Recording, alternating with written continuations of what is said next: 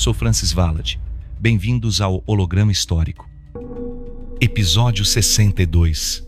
O Homem que Andou sobre as Águas. Hoje, atravessamos uma linha tênue entre o sagrado e o impossível. Uma linha que separa o milagre da ciência esquecida, a fé da física, a crença da manipulação oculta da realidade. Este é um episódio sobre o homem mais enigmático da história da humanidade. Aquele que desafiou a lógica, rompeu com as leis da matéria e escreveu sua presença na Terra com atos que até hoje ninguém ousou repetir. Um homem que andou sobre as águas, que transformou líquidos em vinho, que ressuscitou os mortos e que, segundo os relatos, fazia tudo isso com autoridade plena, como se controlasse a própria estrutura do mundo. Mas, e se ele realmente controlasse? E se os chamados milagres de Jesus não fossem apenas intervenções divinas? E se fosse um resultado de um conhecimento antigo, ancestral, perdido no tempo, mas acessado por poucos?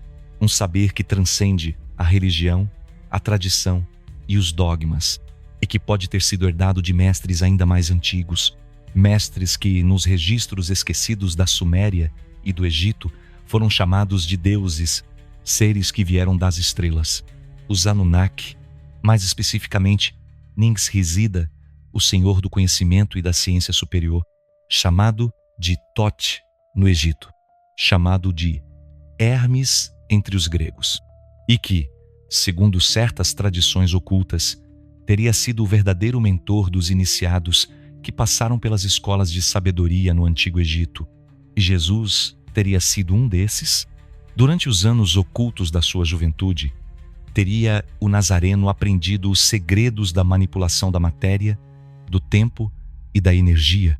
Seria essa a explicação por trás dos feitos extraordinários que a tradição nos deixou como milagres? Transformar a água em vinho não é mágica, é transmutação atômica. Andar sobre as águas não é metáfora, é controle de densidade vibracional. Ressuscitar um morto não é ritual, é reversão do colapso celular, algo que hoje a ciência médica nem ousa imaginar. E se Jesus dominava tudo isso, então a pergunta muda completamente. Deixamos de perguntar quem era ele e passamos a investigar de onde veio seu conhecimento. Este episódio não busca desmerecer a figura de Jesus. Ao contrário, busca revelar uma dimensão ainda mais profunda da sua existência. Um nível que foi ocultado, fragmentado, censurado, porque talvez o verdadeiro poder de Jesus não estivesse apenas em sua ligação com o Criador Supremo, mas em sua capacidade de decifrar e dominar o próprio código da realidade. Nesse episódio do Holograma Histórico, você será convidado a olhar com novos olhos para os atos do Cristo, a enxergar por trás dos véus da religião e das metáforas, a explorar a possibilidade de que por trás do carpinteiro de Nazaré havia um iniciado nos segredos mais sagrados da criação e que o seu maior feito talvez não tenha sido o milagre, mas a lembrança viva do que um ser humano desperto pode se tornar. Respire fundo, desligue o ruído do mundo exterior, porque o holograma histórico vai começar e depois do que será revelado, você nunca mais verá Jesus da mesma forma. Capítulo 1. O conhecimento que flutua sobre a matéria. Antes que houvesse dogmas, antes que a cruz se tornasse símbolo, antes que os evangelhos fossem canonizados, houve um homem que caminhou sobre a água, e esse ato, isolado de tudo que viria depois, permanece como uma das maiores afrontas à lógica da matéria. Um corpo humano não deveria flutuar sobre a superfície líquida. A física diz que é impossível. A gravidade não permite. O peso, a densidade, a estrutura molecular do corpo não cooperam. Mas ele fez, e não foi em segredo. Foi diante de testemunhas, num tempo em que nenhuma teoria quântica poderia explicar e nenhuma câmera poderia fraudar. A narrativa permaneceu viva por gerações. Como mito, como milagre, como metáfora espiritual. Mas, e se não fosse uma metáfora? E se estivermos diante de algo que a história escolheu não compreender? Ou pior, escolheu esquecer? O ato de flutuar sobre a água é mais do que um sinal de fé. É um código, uma assinatura, uma marca de alguém que compreendia as leis que sustentam a realidade e que sabia como dobrá-las. A pergunta então não é como, mas de onde veio esse conhecimento? Porque nenhum dom surge do nada. Nenhuma habilidade transcende a matéria sem uma origem, uma fonte, um treinamento. E é nesse ponto que as narrativas ocultas começam a se entrelaçar. Os evangelhos canônicos permanecem em silêncio sobre quase toda a juventude de Jesus.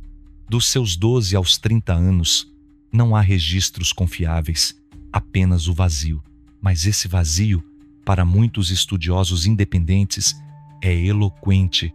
É nesse intervalo que teria ocorrido a jornada iniciática, a travessia para o Egito, o contato com mestres antigos, a entrada silenciosa em escolas de mistério milenares, escolas que preservavam os ensinamentos de Ning Shizida, o Tote egípcio, o Hermes dos mistérios gregos, o mesmo ser que milênios antes havia codificado as leis do invisível, aquele que compreendia os números, os padrões, os fluxos da energia sutil, aquele que sabia que a matéria não é sólida, que tudo o que existe vibra e que ao alterar a vibração, a realidade se transforma. Jesus pode ter sido iniciado nesses saberes, não apenas como estudante, mas como herdeiro, como portador de uma missão maior.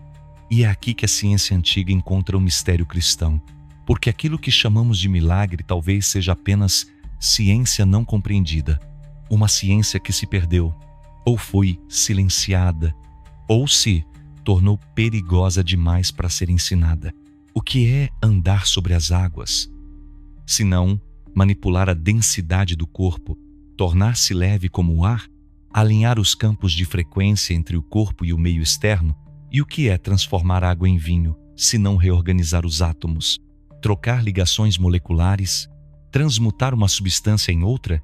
Hoje, a ciência moderna começa a arranhar a superfície dessa possibilidade. A física quântica já aceita que a realidade é feita de probabilidades, que a observação altera o resultado, que a consciência interfere no campo. Mas Jesus não apenas interferia, ele dominava. Comandos simples, diretos. Levanta-te, caminha, silencia-te. Palavras que, para a multidão, soavam como ordens espirituais, mas que talvez fossem comandos vibracionais, precisos, calculados. O verbo como frequência, a intenção como catalisador, o corpo como canal e a matéria como resposta. Se isso for verdade, então estamos diante de algo muito maior que religião. Estamos diante da lembrança de uma habilidade ancestral, uma tecnologia interior, uma ciência do espírito e uma prova viva de que o ser humano, em sua essência desperta, é capaz de ultrapassar os limites que hoje chamamos de realidade. Jesus não veio apenas para ensinar, veio para demonstrar, para lembrar ao homem o que ele já foi e o que ainda pode se tornar.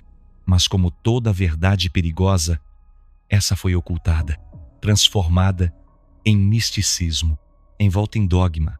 E o verdadeiro segredo do Cristo, aquele que anda sobre as águas, permanece enterrado, não por falta de provas, mas por excesso de medo. Capítulo 2. Ning Shizida, o mestre do invisível. Antes de Jesus, antes mesmo do Egito dos faraós, havia um nome sussurrado apenas entre os iniciados: Ning Shizida, filho de Enki, guardião do segredo da vida, o mais misterioso entre os Anunnaki, aquele que não comandava exércitos, mas dominava as frequências do cosmos. Enquanto Enlil representava a ordem e Enki a criação, Ning Shizida era o elo entre o mundo visível e o invisível. Um cientista, um arquiteto da consciência, um engenheiro de realidades. Na terra das pirâmides, foi conhecido como Thoth, o deus com cabeça de íbis, o escriba divino. Mas por trás do símbolo havia algo muito mais poderoso. Havia o portador do conhecimento que molda a matéria com o som, a vibração, a intenção. Ning Shizida Foi o responsável por ensinar os primeiros humanos a manipular símbolos, medir estrelas, abrir portais e decifrar padrões ocultos. A ele é atribuída a invenção da escrita hieroglífica, a matemática sagrada, a geometria que conecta o homem à arquitetura do universo. Mas seu maior legado nunca foi escrito. Foi transmitido de boca a ouvido, entre os sacerdotes silenciosos do saber antigo, guardado nas escolas de mistério de Atlântida e depois do Egito. Aqueles que entravam nessas escolas não aprendiam doutrinas, aprendiam a ver, aprendiam a sentir, aprendiam a reconhecer a matriz viva da realidade. Cada som, cada cor, cada forma carregava um código, uma frequência específica, uma função energética, e aquele que dominasse esses códigos poderia interagir com a realidade de forma direta, mover pedras com a voz, curar com as mãos, levitar o corpo, projetar a consciência para além do tempo. Era isso que Ningxi-Zida ensinava. E era isso que os sacerdotes egípcios protegiam com juramentos eternos. Por isso, quando surgem relatos de que Jesus teria passado sua juventude no Egito, os sinais se acendem. Ali estava a terra de Tote, a morada do conhecimento que transcende o corpo, o local onde os deuses ensinaram os homens a transcender a carne. Não é por acaso que o símbolo da cruz egípcia, o Ankh, representa a vida eterna. E não é coincidência que Jesus, após seu suposto retorno do Egito, tenha começado a operar feitos idênticos aos que os iniciados de Tote buscavam alcançar. Ele não fundou uma religião, ele manifestou uma lembrança, o eco de uma linhagem esquecida, de uma ciência proibida. Ningxi-Zida, como Tote, prometia aos seus discípulos que a morte não era o fim e que o corpo, com o devido preparo, poderia tornar-se um veículo de luz. Essa é exatamente a linguagem que surge nos evangelhos ocultos, como o de Tomé ou de Maria. Textos apagados da Bíblia oficial, mas preservados nos desertos, guardados por aqueles que sabiam que a verdadeira mensagem não era para as massas, era para os despertos, era para aqueles que se lembravam. O Cristo histórico pode ter sido mais do que um profeta. Pode ter sido um iniciado pleno da ciência Anunnaki e talvez o mais avançado discípulo de Ningxi-Zida já encarnado na Terra. Não à toa, depois de sua partida, a sua doutrina não foi compreendida, foi moldada, torcida, transformada em culto, porque não se pode controlar um homem que sabe manipular a matéria, mas se pode canonizá-lo, endeusá-lo e apagar sua real trajetória sob a poeira dos séculos. No holograma histórico abrimos as portas desse esquecimento, não para profanar, mas para recordar, porque talvez Jesus não tenha sido apenas o Filho de Deus, mas o portador do saber mais antigo da Terra, o mesmo saber que Ningxi-Zida protegeu desde os tempos de Eridu. Capítulo 3.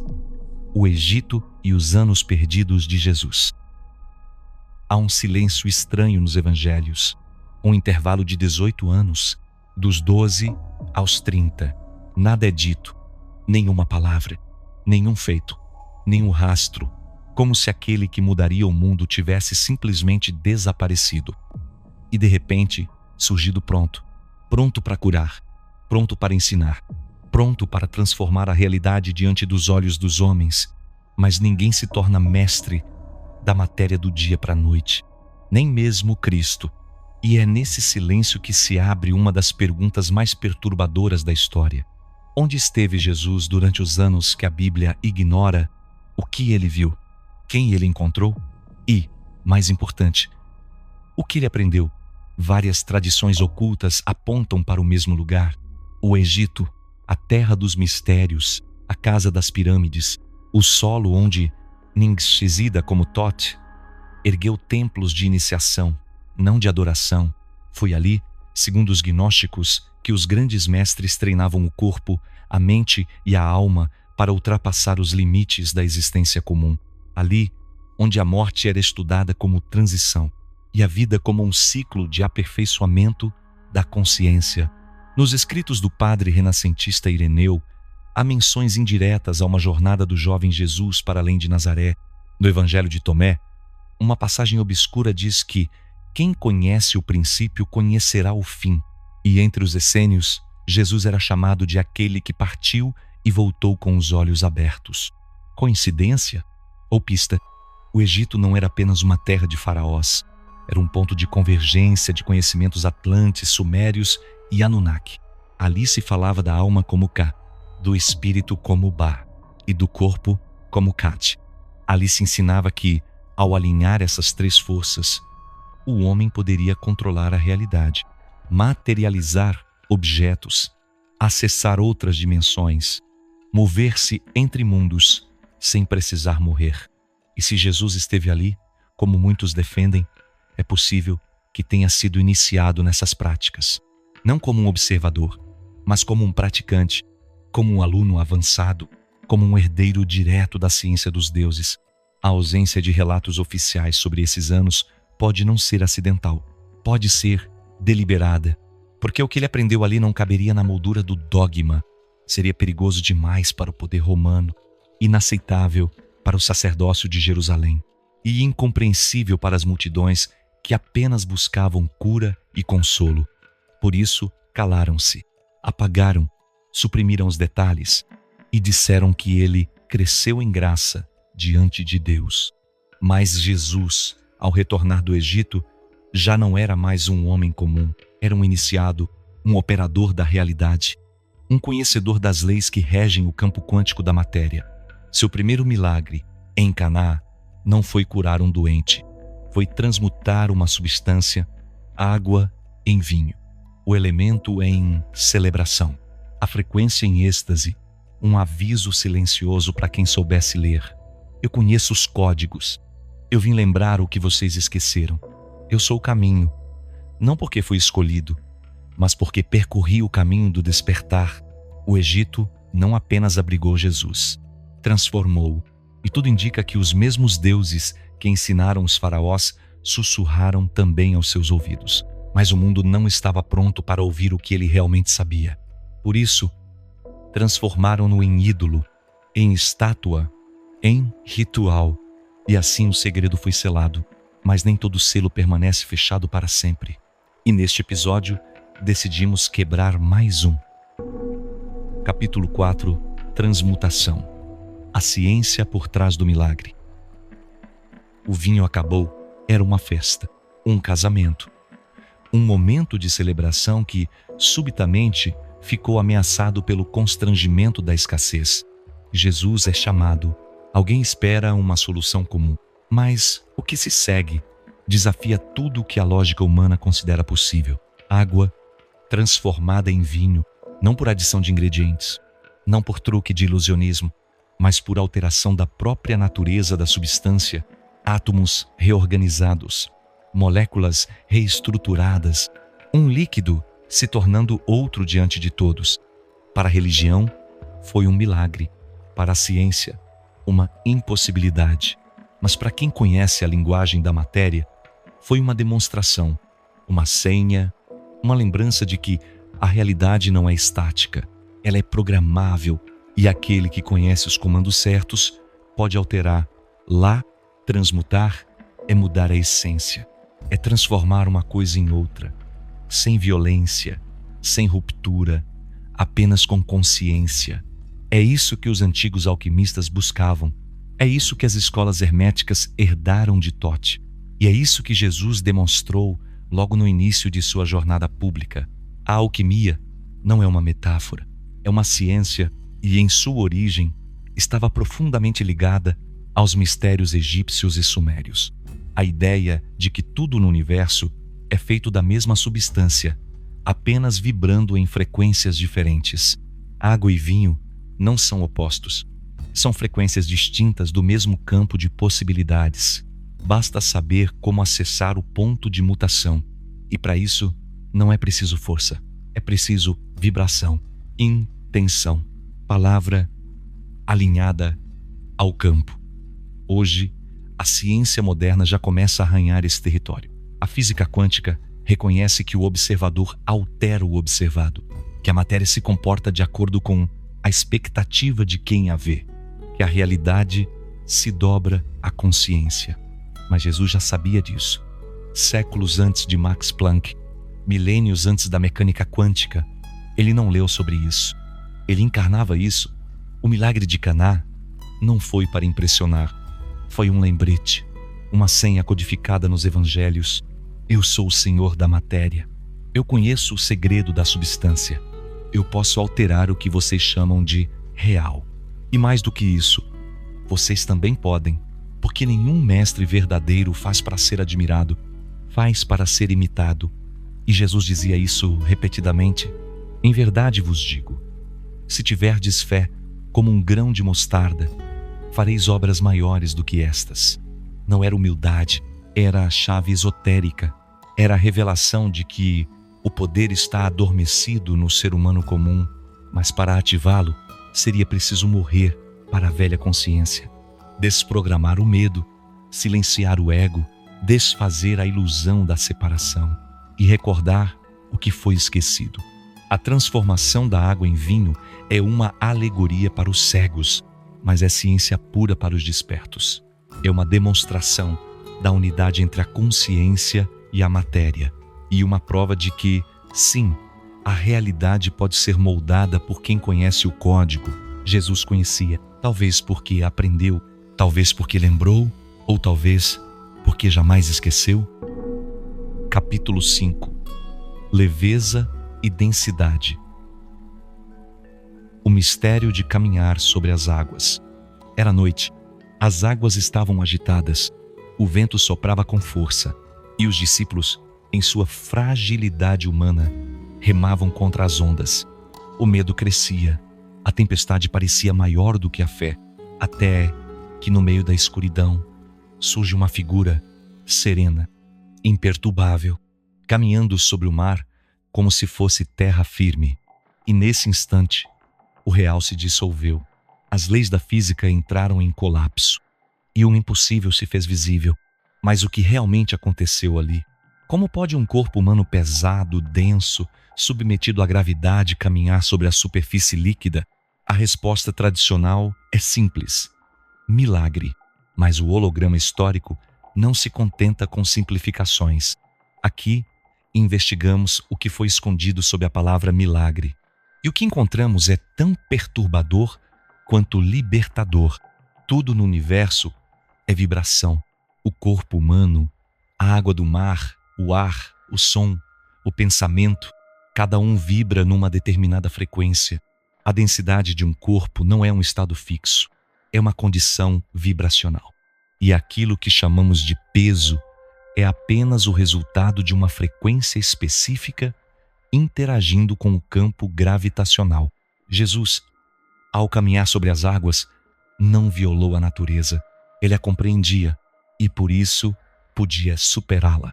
Reduzir a própria densidade vibracional é possível, mas exige controle absoluto sobre os campos internos do corpo: respiração, ritmo cardíaco, pulsação elétrica, foco mental e, acima de tudo, consciência expandida. Os antigos ensinamentos de Ningxi Zida já falavam disso, de mestres capazes de levitar, de alterar o próprio peso com base na respiração e na intenção, de alinhar-se com o ritmo da Terra a ponto de se tornar parte do próprio campo eletromagnético planetário. Na Índia, yogis foram vistos levitando em estado de samadhi. No Tibete, monges caminham sobre a neve sem deixar pegadas. E em manuscritos egípcios, há registros de iniciados que atravessavam o Nilo sem barcos. Todos esses relatos foram tratados como lendas.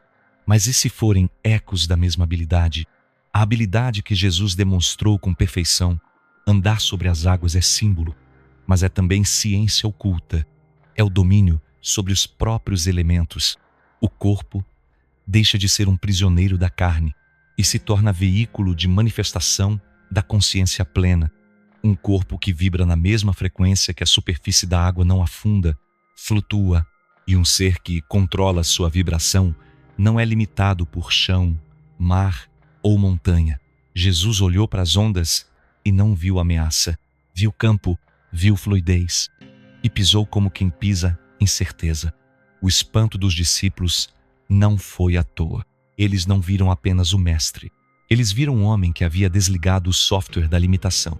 E por um breve instante, o mundo se curvou àquele que se lembrou de como tudo funciona. Não era sobre desafiar a física, era sobre compreender uma física maior, mais sutil, mais verdadeira, aquela que os deuses antigos conheciam, aquela que Tote ensinava em silêncio, aquela que as religiões esqueceram, mas que permanece intacta nos registros vibracionais do universo. A pergunta nunca foi se isso é possível. A pergunta é: por que nos convenceram de que não é? Capítulo 6. As curas. A manipulação do campo humano. Ele não aplicava pomadas, não usava agulhas, não prescrevia fórmulas. Jesus curava com as mãos, com a palavra, com o olhar, com a intenção. E o mais impressionante, instantaneamente, paralisias revertidas, hemorragias estancadas, olhos cegos voltando a ver, peles corroídas sendo restauradas diante dos olhos das multidões. Para muitos, isso foi milagre, para outros, exagero. Mas, para quem estuda os antigos campos energéticos do corpo, há outra possibilidade. A possibilidade de que Jesus compreendia e manipulava o campo eletromagnético humano. O corpo físico é apenas a camada mais densa de um sistema muito mais complexo. Em torno de cada ser humano existe uma rede sutil, chakras, meridianos, linhas de fluxo bioelétrico e, sobre tudo isso, uma malha invisível de frequência que a física moderna começa a chamar de campo unificado. Doenças não começam no corpo, elas se manifestam ali, mas sua origem está quase sempre em desajustes vibracionais, desconexões entre os corpos sutis, traumas emocionais, padrões mentais nocivos, choques espirituais, e aquele que é capaz de ler o campo pode encontrar a raiz do problema. Mais ainda, pode reprogramá-lo. É isso que antigas civilizações já sabiam. É isso que as medicinas tradicionais tentaram preservar. Na China, os meridianos. Na Índia, os nadis. No Egito, os pontos de luz do Ka e do Ba. Tudo isso forma um mapa, um código. E Jesus o conhecia. Mas seu diferencial não era apenas saber. Era saber com pureza. Sua frequência pessoal era tão elevada, tão harmônica, que bastava sua presença para alterar o campo dos doentes. O toque era apenas uma extensão da vibração. A palavra, um catalisador. A cura, uma consequência, como se o corpo doente, ao entrar em contato com a frequência do Cristo, fosse lembrado de quem era, e por isso se restaurasse. Como uma harpa desafinada que volta ao tom ao ouvir a nota perfeita, Jesus era essa nota, a nota que reharmonizava, que reorganizava células, que dissolvia tumores, que despertava a energia vital adormecida. Ele não combatia a doença, ele restaurava o equilíbrio original, e por isso suas curas não vinham com esforço, vinham com naturalidade. Vai, tua fé te curou, levanta-te e anda. Estende a mão. Comandos simples, diretos, efetivos. Não era sobre misticismo, era sobre ressonância. O corpo, ao ouvir a ordem do campo superior, obedecia, porque no nível mais profundo da existência, o corpo reconhece a verdade. E a verdade cura. Essa mesma lógica é hoje redescoberta pelas terapias vibracionais, pelo Reiki, pelas medicinas quânticas, pela epigenética, pela neurociência que já admite que o pensamento altera a biologia. Mas Jesus fazia isso 2000 anos atrás, num tempo em que tais palavras nem existiam. E isso só é possível para alguém que não apenas conheça o campo, mas que viva alinhado com ele, totalmente, sem ruídos, sem medo, sem separação. Jesus curava porque estava inteiro e porque sabia que cada ser humano é um fragmento do divino. Basta realinhá-lo com a fonte. Capítulo 7. Ressurreição. A última fronteira da ciência ancestral. A morte sempre foi o limite, a fronteira intransponível, a parede onde todas as ciências falham, a última sentença, Mas para Jesus, a morte era apenas mais um véu, mais uma ilusão, mais uma estrutura que poderia ser desprogramada. Porque, para quem compreende o campo da vida, a morte não é um fim, é apenas uma mudança de frequência.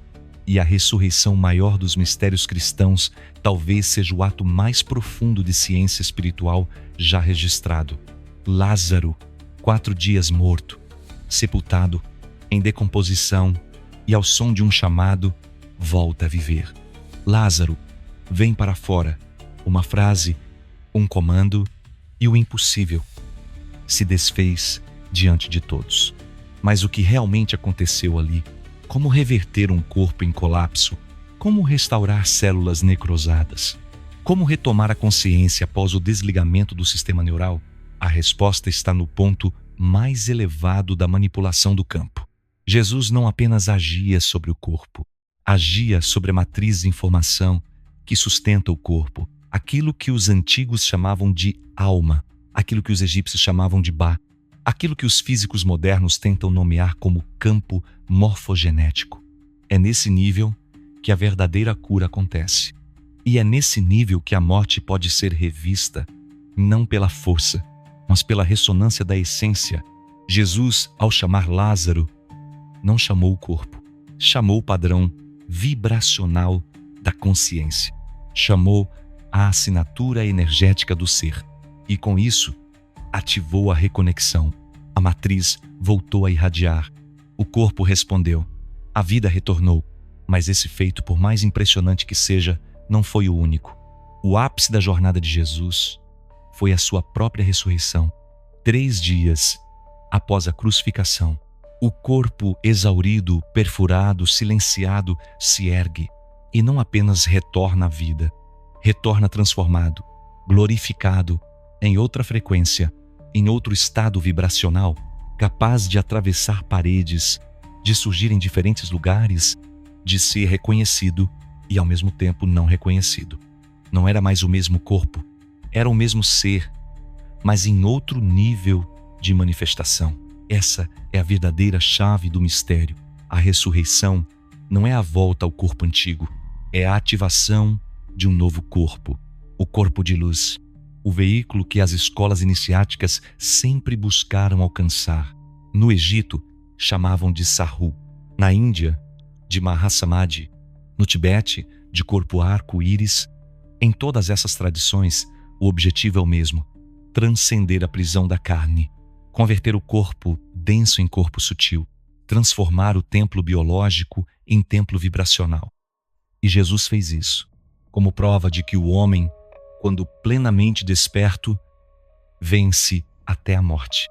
Não por negação, mas por integração, porque a verdadeira vida não termina, ela muda de forma, e aquele que sabe como operar essa mudança, não morre, transita. Jesus mostrou isso, não apenas para provar que era o Filho de Deus, mas para lembrar à humanidade que ela carrega o mesmo potencial. A ressurreição foi a senha final, o código revelado, a demonstração suprema de que a consciência comanda a matéria e que o espírito, quando soberano, recria o corpo à sua imagem vibracional. É isso que foi escondido, é isso que foi ritualizado. E é isso que neste episódio voltamos a expor. Capítulo 8. A palavra como código, a vibração que cria. No princípio era o Verbo, e o Verbo estava com Deus, e o Verbo era Deus. Essas palavras, repetidas há séculos, guardam um dos segredos mais antigos da criação, porque o universo não nasceu de matéria, nasceu de vibração, de som, de frequência, de palavra. E Jesus sabia disso, não apenas como conceito filosófico, mas como ferramenta ativa.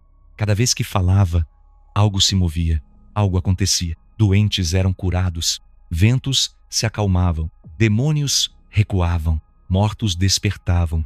Ele não gritava, ele não suplicava, ele declarava, como quem conhece a linguagem de programação da realidade, como quem entende que a palavra é mais do que som, é intenção cristalizada em vibração, e a vibração é a ponte entre a mente e a matéria, entre o espírito e o mundo. Por isso, Em muitas tradições antigas, os nomes não eram apenas identificações, eram chaves energéticas, códigos vibracionais. Pronunciar o nome de alguém era tocar sua essência, e manipular sons sagrados era alterar campos de energia. Thoth ensinava isso nas escolas de mistério. O universo responde à vibração correta. A realidade se curva ao som que está alinhado com a verdade. Jesus, ao dizer "levanta-te", não lançava um desejo, lançava uma ordem vibracional exata, direcionada àquela estrutura específica do campo humano. A palavra em sua boca era bisturi invisível, era raio de frequência, era comando de origem.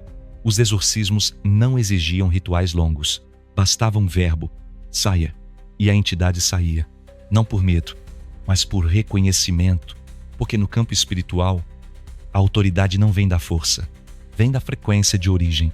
Jesus falava como quem porta a vibração original da criação, e essa frequência não podia ser contestada. Na tradição hebraica, o mundo foi criado pela palavra, e disse Deus: haja luz, e houve luz. Não porque a luz entendeu, mas porque a vibração foi lançada no campo, e o campo respondeu. Jesus seguia esse mesmo princípio. Ele não criava fora da lei. Ele reaplicava a lei original com perfeição e nos lembrava que nós também fomos feitos à imagem do Criador. Logo, nossas palavras também criam. Mas o que temos criado? O que emitimos quando falamos? Será que lembramos do poder que carregamos na voz, no pensamento, na intenção? Jesus lembrava. E por isso, cada palavra sua era semente. Semente que brotava no instante seguinte. No plano físico, no plano emocional, no plano espiritual. Por isso ele alertava: do que sai da boca procede a vida ou a morte, porque no universo nada é neutro, tudo é frequência, tudo é código, tudo é criação em andamento, e a palavra é o comando final. Jesus falava pouco, mas cada frase era uma equação viva, cada frase era vibração estruturada, e cada vibração era realidade sendo moldada. Capítulo 9. O véu do silêncio. Por que nada disso foi ensinado? Se Jesus curava com o toque, se transmutava com o olhar, se caminhava sobre as águas, se ressuscitava os mortos, se controlava os elementos com a palavra, por que tudo isso foi reduzido a milagres? Por que não foi explicado? Estudado? Replicado? Por que a verdadeira ciência espiritual que ele demonstrou jamais foi ensinada ao povo? A resposta é tão simples quanto brutal. Poder assim não pode ser entregue a quem ainda está preso ao ego, e muito menos a quem lucra com a ignorância. Os feitos de Jesus não foram negados pela religião. Foram santificados demais para serem compreendidos. Colocaram-no num pedestal inalcançável. Criaram rituais ao redor dos gestos e apagaram o conteúdo por trás dos atos. O transformaram em mito, em símbolo, em divindade distante. Porque se o povo compreendesse o que Jesus realmente fazia, se entendesse que ele não era exceção, mas exemplo, o sistema ruiria. Toda a estrutura de controle espiritual colapsaria. Porque se um homem pode dominar a matéria, curar o próprio corpo, alterar o tempo, moldar a realidade com a intenção, ele não precisa de templos, nem de sacerdotes, nem de mediadores entre ele e o divino. Ele é o templo, ele é o canal, ele é o próprio campo se lembrando de si. E isso é perigoso para quem vive do culto à dependência. Por isso, o conhecimento foi selado, os evangelhos gnósticos foram suprimidos, os textos que falavam de reencarnação, de manipulação vibracional, de autodomínio, foram classificados como heresia. O Concílio de Nicéia riscou o mapa da consciência com tinta teológica, e Jesus passou a ser apenas o Salvador, não mais o despertador, não mais o instrutor, não mais o espelho do que todos podemos ser. O ensino foi trocado pela devoção, o código foi trocado pela liturgia, e a frequência foi trocada por culpa. Com isso, criou-se um cristianismo desconectado do Cristo desperto, um sistema que louva a cruz, mas esquece o caminho. que repete dogmas, mas não decifra símbolos, que exalta milagres, mas desconsidera a ciência sagrada por trás deles. Mas nem tudo foi perdido. Alguns fragmentos sobreviveram nos evangelhos apócrifos, nos manuscritos do Mar Morto, na tradição dos essênios, na linhagem dos templários, nos mestres sufis, nos textos herméticos. Todos eles guardam um eco, uma lembrança, um sussurro de que há algo a mais, algo que Jesus sabia e que muitos tentaram calar, mas a verdade não morre, ela apenas se silencia e aguarda o tempo do retorno. E esse tempo chegou. Capítulo 10. O Cristo iniciado. Quando o homem desperto torna-se chave. A imagem que ficou foi a da cruz, o sangue, a dor, o sacrifício. Mas essa não era a mensagem, era o véu, a superfície. O Cristo não veio para morrer, veio para lembrar ao ser humano aquilo que ele é, e esqueceu. Um ponto de consciência dentro de um campo infinito de criação, capaz de curar, de moldar, de transcender. Jesus não foi o primeiro a trazer esse saber, mas foi o último a manifestá-lo com totalidade. E por isso, tornou-se símbolo. Mas antes disso, ele foi aluno, iniciado, discípulo de mestres invisíveis aos olhos do mundo, percorreu o caminho oculto dos antigos, adentrou os templos interditados aos comuns, foi ao Egito, talvez tenha ido à Índia, talvez à Grécia, ou à Atlântida perdida nas memórias celulares da Terra. O que importa é que ele recebeu o código, o mesmo código que Thoth preservou, o mesmo que Ningishzida instalou nos primeiros Homo sapiens modificados, o mesmo que foi passado de geração em geração entre os filhos da luz. Esse código não está num livro, não está num altar, está no campo de cada ser vivo, mas poucos sabem acessá-lo, porque exige mais do que fé, exige integridade vibracional, exige purificação mental, exige a morte do ego e a ressurreição do espírito. Jesus percorreu esse caminho e o encarnou. Por isso ele dizia: eu sou o caminho, a verdade e a vida, não como exclusividade, mas como modelo, como parâmetro do que o humano desperto pode se tornar. O Cristo não é um nome, é um estado de consciência, um campo de vibração, uma frequência onde a matéria obedece ao espírito, onde o verbo cria, onde o amor é força física e onde a morte não tem poder. A crucificação foi a última lição, a última prova, a demonstração de que nem mesmo o sofrimento imposto pelos homens pode apagar a luz daquele que domina o código. Ele morreu, mas voltou, e ao voltar, selou o maior de todos os ensinamentos. O espírito desperto não pode ser destruído, o corpo pode cair, mas o campo continua, porque a verdadeira identidade não está no sangue, está na vibração. E o Cristo dominava essa vibração. Ele era a chave, a senha, o lembrete vivo do que fomos, do que somos e do que ainda podemos ser. Mas para isso, é preciso mais do que rezar. É preciso mais do que acreditar. É preciso recordar: o Cristo está vivo, não apenas em textos, não apenas na fé, mas no campo que vibra dentro de cada ser humano desperto. E quem se alinha com essa frequência reencontra o caminho de volta para casa. Se você chegou até aqui, é porque algo dentro de você está pronto para se lembrar. E quando a lembrança começa, o esquecimento perde seu poder. Neste episódio, não falamos apenas de Jesus. Falamos do humano desperto, do iniciado oculto, do portador do código esquecido. Porque os feitos de Cristo não foram espetáculo. Foram espelhos, espelhos do que a consciência é capaz de realizar quando deixa de se ver como vítima e passa a se ver como fonte. A religião nos ensinou a venerar, mas esqueceu de nos ensinar a acessar. Jesus não queria seguidores passivos, queria companheiros de despertar, pessoas que compreendessem que o reino dos céus não está lá fora, está dentro, no campo, na vibração, na palavra, no gesto, na escolha, na intenção. Ele andou sobre as águas para mostrar que o chão não é o limite. Transformou a água em vinho para lembrar que a realidade é moldável. Curou os doentes para ensinar que o corpo obedece ao espírito. Ressuscitou mortos para romper o medo do fim.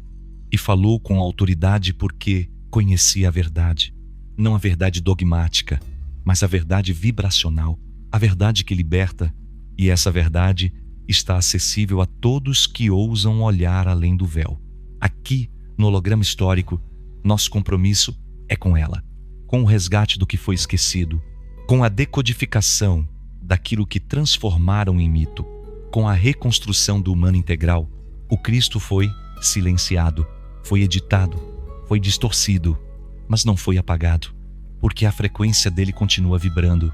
E cada vez que você ouve uma verdade que faz sua pele arrepiar, cada vez que sente uma paz sem explicação, cada vez que percebe que algo maior o guia, é o Cristo interno batendo a porta. E só você pode abri-la. Se este vídeo foi importante para você, se esta mensagem tocou sua alma e te fez refletir, compartilhe. Não guarde para si o conhecimento que pode libertar outros. Envie para quem você ama, para os grupos da família, para os amigos do trabalho, para todos que você sabe que estão buscando algo maior, mesmo que ainda não tenham percebido, e se sentir em seu coração que pode contribuir para que este trabalho continue. Faça isso com a certeza de que estará apoiando um movimento livre, independente e comprometido com a verdade. O canal está aqui por você e com seu apoio, podemos continuar investindo em novos equipamentos, em mais pesquisa, em novas formas de entregar conteúdos cada vez mais profundos, impactantes e necessários.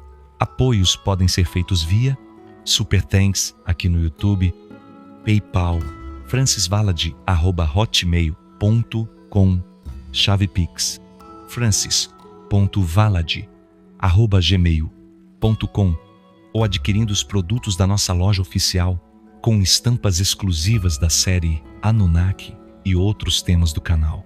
Não é caridade, é colaboração consciente, é resistência, é posicionamento, porque neste mundo cuidadosamente programado para nos manter distraídos, desinformados e divididos, despertar é o mais sublime ato de resistência. Você já despertou e não está sozinho. Holograma histórico, decodificando o passado, unindo peças, rompendo os véus e reativando o código original da consciência. Até o próximo episódio. E lembre-se, nada é impossível para quem se lembra de quem realmente é.